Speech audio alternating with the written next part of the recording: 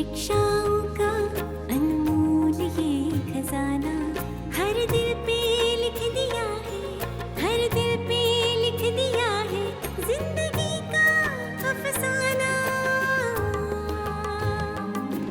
अमूल्य रतन, अमूल्य रतन, अमूल्य रतन।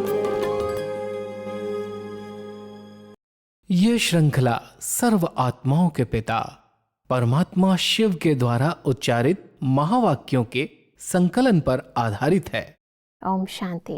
गॉडलीवुड स्टूडियो द्वारा प्रस्तुत अमूल्य रत्न में आप सभी का हार्दिक स्वागत है।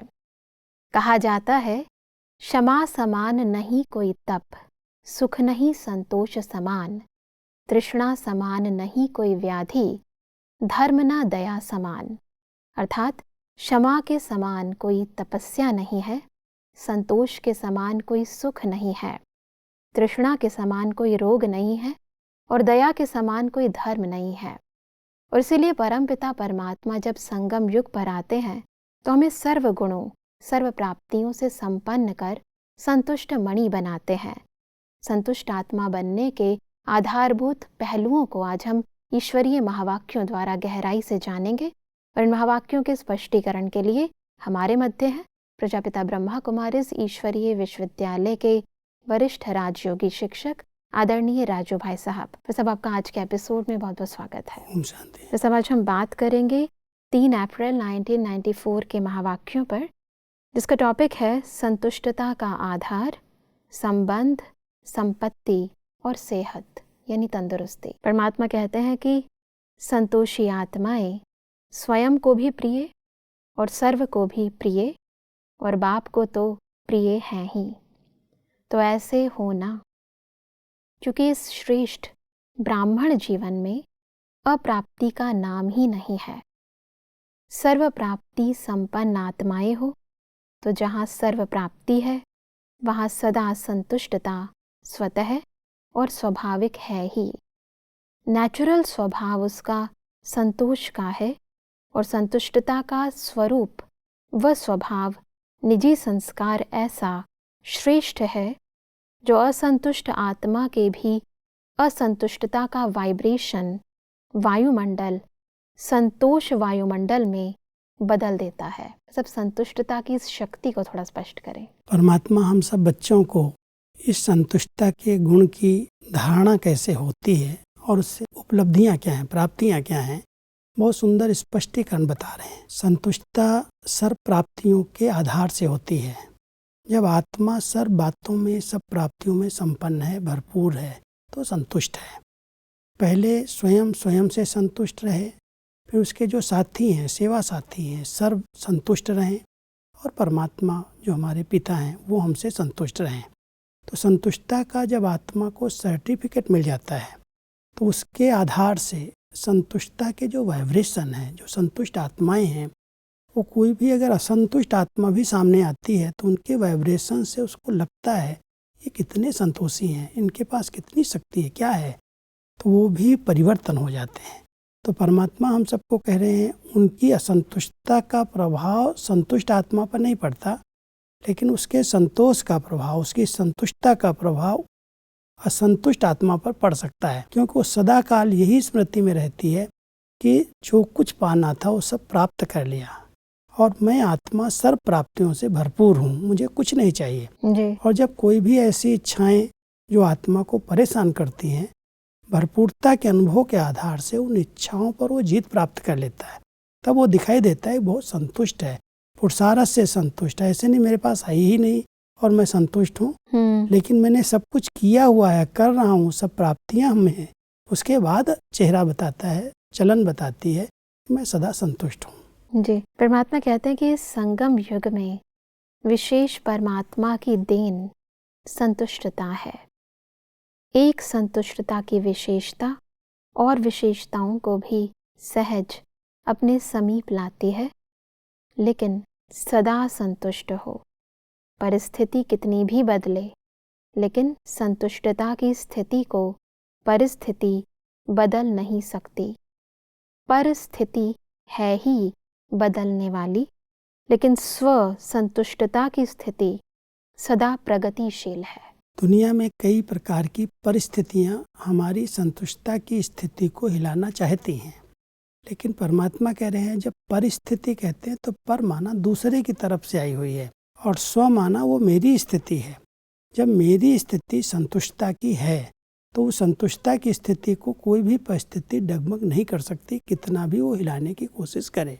जी। अगर मैं आत्मा अपने आप से संपूर्ण संतुष्ट हूँ, अपने पुरुषार्थ से संतुष्ट हूँ, प्राप्तियों से संतुष्ट हूँ, अपने परिवार में अपने संगठन से संतुष्ट हूँ और बाबा से संतुष्ट हूँ, तो संतुष्टता का प्रभाव जो है वो अन्य आत्माओं पर अपने आप पड़ेगा। कितनी भी बड़ी परिस्थिति आए उसकी संतुष्टता को डगमग नहीं कर सकते। जी। परमात्मा आगे कहते हैं कि कभी भी कोई भी परिस्थिति आए तो यही समझो एक बेहद की स्क्रीन पर कार्टून शो चल रहा है, वह पपेट शो चल रहा है, तो वह देख करके परेशान होंगे कि मनोरंजन करेंगे। शो देखना तो अच्छा ही है ना। तो यह माया का व प्रकृति का यह भी एक शो है, जिसको साक्षी स्थिति में सदा संतुष्टता के स्वरूप में देखते रहो। अपनी शान में रहते हुए देखो, संतुष्ट मणि हूँ, संतोषी आत्मा हूँ, ये है संगम का श्रेष्ठ शान। अगर इस शान में हम रहें तो कई भी प्रकार की परिस्थितियाँ आती हैं, तो परमात्मा कह रहे हैं जैसे कोई स्क्रीन पर कोई दृश्य चल रहा है, पपेट शो हो रहा है, कोई भी प्रकार का जैसे नाटक हम देख रहे हैं, लेकिन साक्षी दृष्टा की स्थिति चाहिए। क्योंकि प्रकृति के द्वारा, व्यक्तियों के द्वारा, परिस्थितियों के द्वारा कई प्रकार के जब पेपर आते हैं, जब हमारे ऊपर पर्सनल पेपर आते हैं, तब पता चलता है कि मैं आत्मा कितना साक्षी रह सकती हूँ। परमात्मा हम सबको कह रहे हैं वो दृश्य जैसे स्क्रीन पर आ रहे हैं, पपेट शो चल रहा है, कोई भी कार्टून शो चल रहा है, तो उसको बड़े मनोरंजन की रीति से देखने वाला देखता है, उसमें घबराता नहीं है, डरता नहीं है। ऐसे ही आप बच्चे भी इस नाटक को साक्षी होकर के देखने का अभ्यास करो। साक्षी होकर देखना माना अलग होकर के, जैसे ये अलग है मैं अलग हूँ। मान लो आज शरीर का भी कोई हिसाब किताब आ जाता है, कोई बीमारी आती है या कोई संबंधों में टकराव शुरू हो जाते हैं, हमारे प्रति कोई उल्टा सीधा बोलता है, कोई भी प्रकार की हमारी ग्लानि करता है, बेइज्जती करता है। अब उस बात में मेरी स्थिति संतुष्ट रहे, प्रसन्न रहे, उसके लिए उसको मैं समझूँ ये पपेट शो चल रहा है, ये खेल चल रहा है। क्योंकि कई प्रकार के हिसाब किताब जो हमने पिछले जन्मों में कुछ किया है वो हमारे सामने आ रहा है। लेकिन जब साक्षी होकर के देखेंगे तो उसको हम साक्षी दृष्टा की तरह से मनोरंजन का अनुभव करेंगे कि आया हिसाब, हमारा कर्जा पूरा हो रहा है, चुकतू हो रहा है। नहीं तो वो बात हमें हिला देगी। इसमें भी भाई साहब जब दूसरी बातें होती हैं तो फिर भी साक्षी दृष्टा इंसान हो जाता है, परंतु जहाँ बात अपने पर आती है तो फिर तो अपने पर ही है। क्योंकि अपने पर कोई पेपर आता है तब पता चलता है कि मेरी स्थिति कितना संतुष्ट है। ये नाटक चल रहा है, ये आत्माएं अपना अपना खेल खेल रही हैं, ये प्रकृति का खेल चल रहा है। तब उस दृष्टि से हम बहुत अच्छी तरह से ज्ञान को समझ जाएंगे। जब ज्ञान हमारे स्वरूप में होगा तब दिखाई देगा कि तो बिल्कुल जैसे कोई दृश्य चल रहा है और मैं उस दृश्य में पास हो रहा हूँ। मैं उसमें घबराऊँ नहीं, उसमें हलचल में ना हूँ, क्योंकि ये सब हिसाब किताब हमने ही बनाए हैं। हमारे ही कर्मों का ये फल हमारे सामने आ रहा है। जब वो स्टेज बनती है तब हम साक्षी होकर के उस दृश्य को देख करके पास हो सकते हैं, संतुष्ट रह सकते हैं। और अगर जरा भी आया है मेरे साथ ऐसा हो रहा, मैंने ऐसा क्या किया, कई लोग कह देते हैं मैंने तो इस जन्म में कुछ ऐसा किया ही नहीं, फिर मेरे आगे पेपर आ रहा है। इस जन्म में तो नहीं किया, लेकिन पिछले जन्मों में कितने गलत काम, कितने विकारों के अधीन होकर के पाप किए होंगे, उनका हिसाब किताब चुकतू करने का ये समय है। तो पेपर तो आएगा। अब उस पेपर को बहुत न्यारे होकर के, साक्षी होकर के अलग से देखें और उसमें पास हो जाएं, तब कहेंगे संतुष्ट आत्मा। जी, परमात्मा कहते हैं कि प्राप्तियों में विशेष संबंध और संपत्ति आवश्यक है। संबंध में भी अगर एक भी संबंध अप्राप्त है तो संपूर्ण संतुष्टता नहीं होगी। तो संबंध में भी सर्व चाहिए और अविनाशी चाहिए। अगर कोई भी संबंध विनाशी है तो अप्राप्ति और असंतुष्टता स्वतः हो जाती है। लेकिन एक ही वर्तमान संगम युग है जिसमें सर्व अविनाशी संबंध एक बाप से अनुभव कर सकते हो। दुनिया में असंतुष्टता का कारण जो है वो यही है कि आज हमने संबंध बनाए और कल किसी कारण से वो संबंध विच्छेद हो गए, टूट गए, कोई ने शरीर छोड़ दिया। ये तो विनाशी संबंध है और वो विनाशी संबंधों पर अगर हम आधारित हैं तो आज संतुष्ट हैं, कल असंतुष्ट हो जाएंगे। बिल्कुल। इसलिए परमात्मा यहाँ कह रहे हैं कि संगम युग ही ऐसा युग है जिसमें आप परमात्मा के साथ अविनाशी संबंध जोड़ते हो और ये संबंध कोई भी कम नहीं है, कोई भी प्रकार से बीच में छोड़ने वाला नहीं है आपको। तो हर संबंध अगर परमात्मा से किसी बच्चे ने जोड़े हैं, माता पिता बंधु सखा स्वामी जो भी हम कहते हैं, बिल्कुल, वो सब वर्तमान समय हम परमात्मा के साथ अनुभव करते हैं। और जिसने उनके साथ सर्व संबंध जोड़े हैं वो कभी भी किसी भी संबंध की अप्राप्ति का अनुभव नहीं करेगा, वो सदा संतुष्ट रहेगा। बिल्कुल। इसलिए परमात्मा कह रहे एक तरफ संबंध है, दूसरी तरफ संपत्ति अखुट है। विनाशी संपत्ति तो आज है, कल खत्म होने वाली है। बिल्कुल। कोई भी चीजें हमारे पास हैं, कुछ न कुछ नुकसान होगा, चोरी हो या आग जला दे, कुछ भी हो जाए। बिल्कुल। लेकिन अगर हमने अविनाशी संपत्ति अपने पास इकट्ठी की है तो उसको न चोर लूट सकते हैं न आग जला सकते हैं। तो अविनाशी संपत्ति जिसके पास है वो संतुष्ट है, सर्व संबंध अविनाशी पिता के साथ है वो संतुष्ट है। और जो अपनी आत्मिक सेहत को, तबीयत को, स्वास्थ्य को ठीक रखता है, उसको शरीर की अगर कोई बीमारी आती भी है तो बीमारी महसूस नहीं होती, उसके आधार से वो संतुष्ट रह सकता है। जी, परमात्मा इसलिए कहते हैं कि सर्व संबंधों का भी अविनाशी अधिकार ले लिया और संपत्ति में भी अगर सिर्फ स्थूल संपत्ति है तो भी सदा संतुष्ट नहीं रह सकते। स्थूल संपत्ति के साथ अगर सर्वगुणों की संपत्ति, सर्व शक्तियों की संपत्ति और श्रेष्ठ संपन्न ज्ञान की संपत्ति नहीं है तो संतुष्टता सदा नहीं रह सकती। लेकिन आप सबके पास यह श्रेष्ठ संपत्तियां हैं।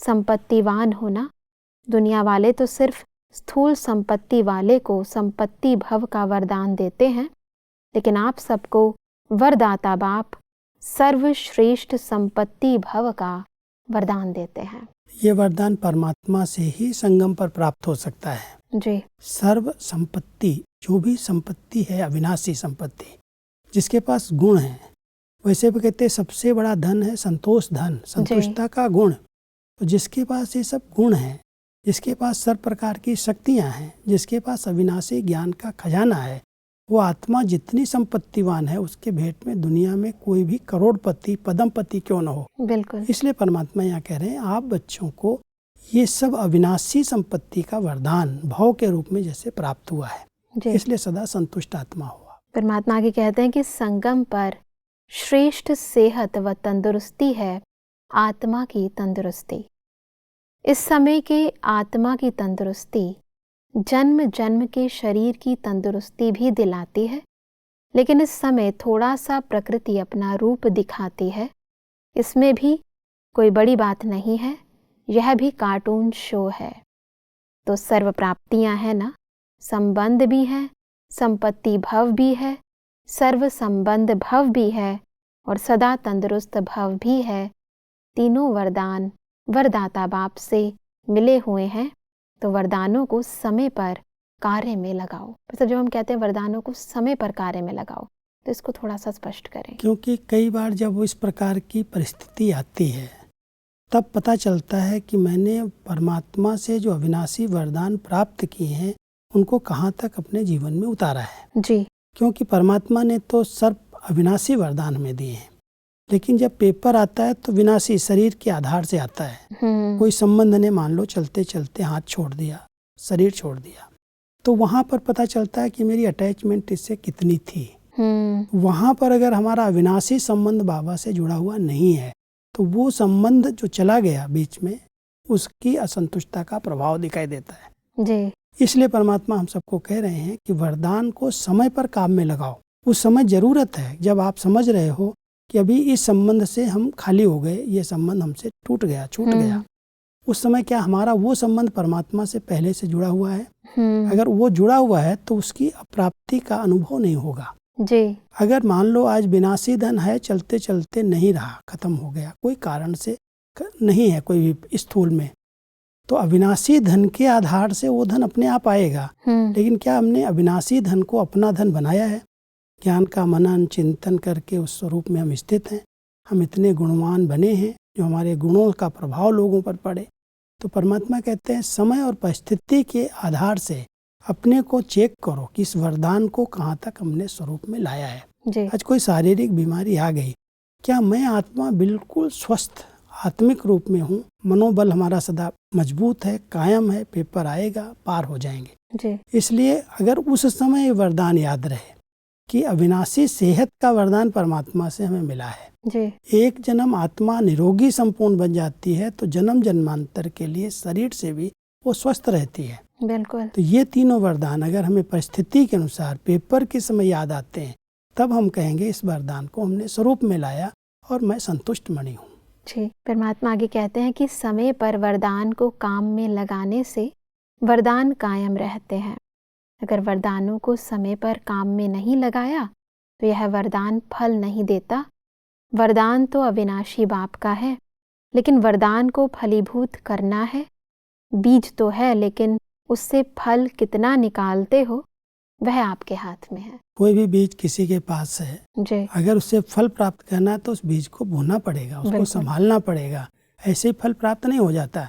तो परमात्मा ने बीज तो दे दिया, वरदान तो दे दिया, लेकिन उसको हमने फलीभूत कितना बनाया, कितना उसको हमने खाद पानी दिया, कितना उस वरदान की स्मृति में रहे, कितना उसको स्वरूप में हमने लाया, उसके आधार से वरदान फलीभूत होगा। अगर बीज है और उसको हमने यूज नहीं किया तो बीज बेकार हो जाएगा। तब इसीलिए परमात्मा कहते हैं कि कोई सिर्फ वरदान के बीज को देख करके खुश होते रहते हैं, बहुत अच्छा, लेकिन फलदायक बनाओ। बार बार स्मृति का पानी दो, वरदान के स्वरूप में स्थित होने की धूप दो, फिर देखो वरदान सदा फलीभूत होता रहेगा और वरदानों को भी साथ में लाएगा। वरदानों के फल स्वरूप बन जाएंगे। तो परमात्मा वरदानों के बीज को फल स्वरूप बनाने की बहुत अच्छी विधि भी बता रहे हैं कि मान लो वरदानों का बीज है तो सिर्फ वरदान सुन करके बहुत अच्छा कह के बहुत कई महिमा करते रहते। आज का वरदान बहुत अच्छा है जी। लेकिन क्या उस वरदान को हमने स्मृति का जल दिया, बार बार उसको रिवाइज किया, स्मृति में लाए जी। और उसके स्वरूप में स्थित होने की धूप मिली उसको, तब वो फल देगा। और फलदायक अगर वरदान हमने बना लिया, एक बार उसको स्मृति में रिवाइज किया, उसको अनुभव में ले आए, तो इस एक वरदान के साथ अनेकानेक वरदान आ जाएंगे जो परमात्मा के द्वारा हमें वरदान समय पर समय प्राप्त हो रहे हैं।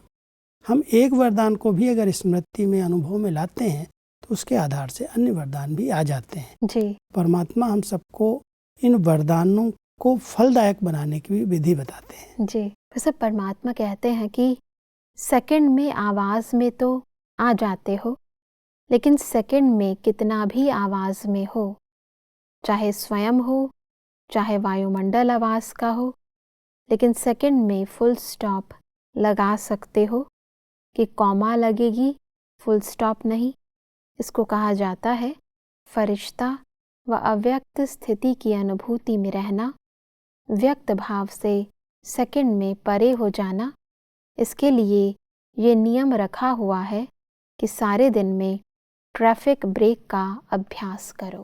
बस अब सारे दिन में ट्रैफिक ब्रेक का अभ्यास, इसको थोड़ा स्पष्ट करें। परमात्मा हम सबको अपनी संपन्न फरिश्ता स्थिति बनाने के लिए बार बार अटेंशन खिंचवाते हैं कि आप आवाज़ से परे रहने का अभ्यास करो। एक है मुख की आवाज़, चारों तरफ मान लो आवाज़ है, शोरगुल हो रहा है, उसके बीच में भी अपने मन की स्थिति को शांत करने का अभ्यास करो। जी। तो जितना आप ब्रेक लगाएंगे संकल्पों को, मुख की आवाज़ में भी कंट्रोल है और संकल्पों में जो हलचल है उस पर भी कंट्रोल है, तो आप फरिश्ता स्थिति को, अव्यक्त स्थिति को सहज बना सकते हो। जी। नहीं तो ये बार बार आवाज़ में आने की आदत आपको भी व्यक्त में ले आएगी।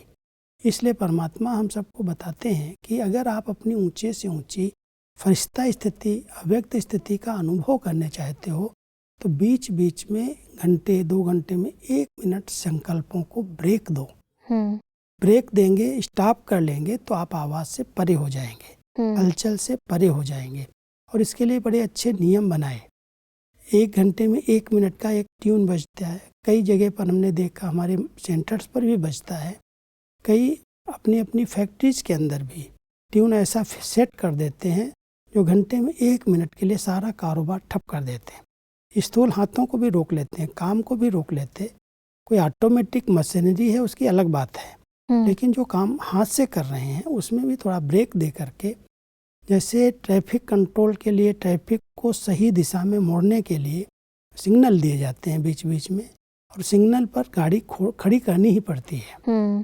ऐसे ही हम अगर बीच बीच में संकल्पों को ब्रेक दें तो उन ब्रेक के आधार से हमारे संकल्प शक्तिशाली हो जाते हैं जी। कोई भी हलचल के संकल्प शांत हो जाते हैं, और उसके आधार से फिर हमारी जो अव्यक्त स्थिति है, फरिश्ता स्थिति है, सहज बन सकती है। जी। परमात्मा कहते हैं कि दृढ़ संकल्प रखो कि संतुष्टता को कभी छोड़ना नहीं है, तो सफलता आपके साथ ही साथ रहेगी।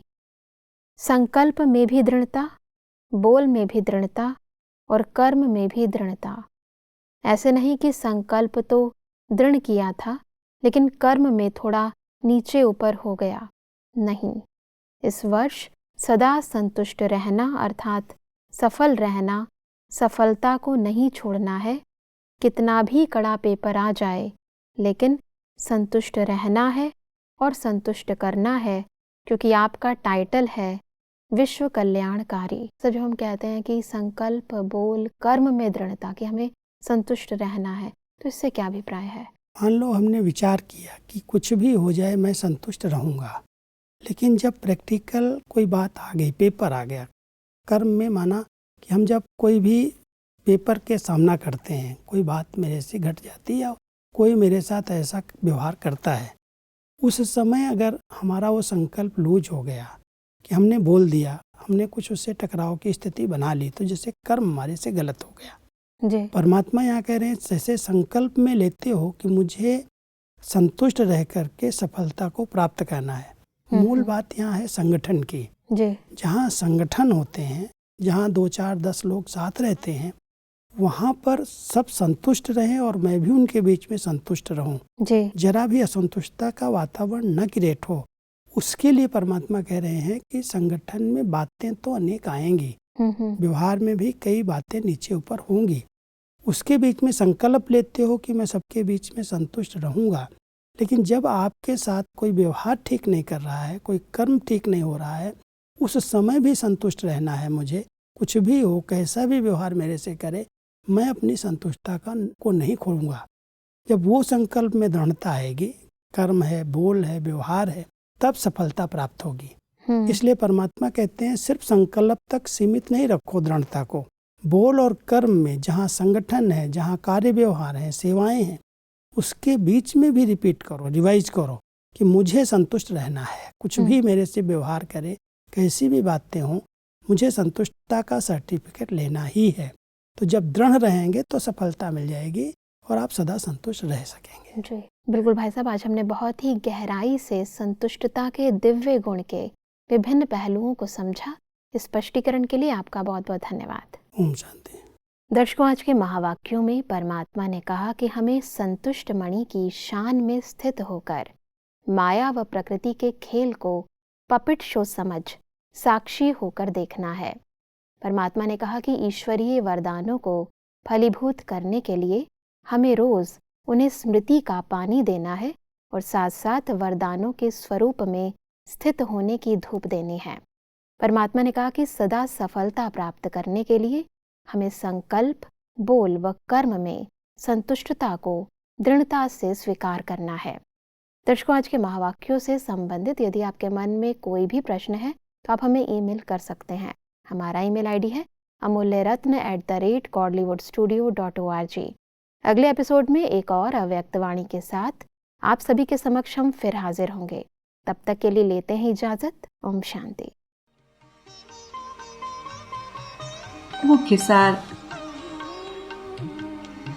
जहाँ सर्व प्राप्तियां हैं वहाँ संतुष्टता स्वतः और स्वाभाविक है। परिस्थितियों को साक्षी स्थिति में संतुष्टता के स्वरूप में देखते रहो।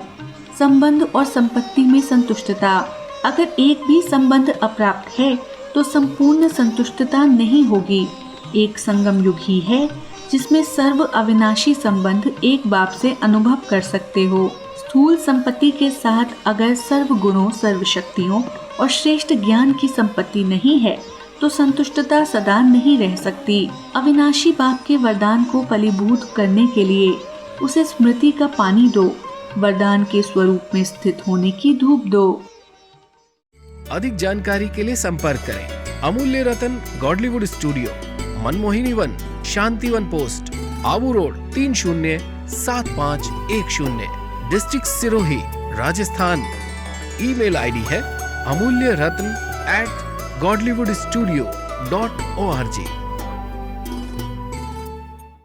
इस श्रृंखला को प्रजापिता ब्रह्मा कुमारीज ईश्वरीय विश्वविद्यालय के सेवा केंद्रों पर क्लास में नियमित रूप से चलाने के लिए गॉडलीवुड स्टूडियो से संपर्क करें।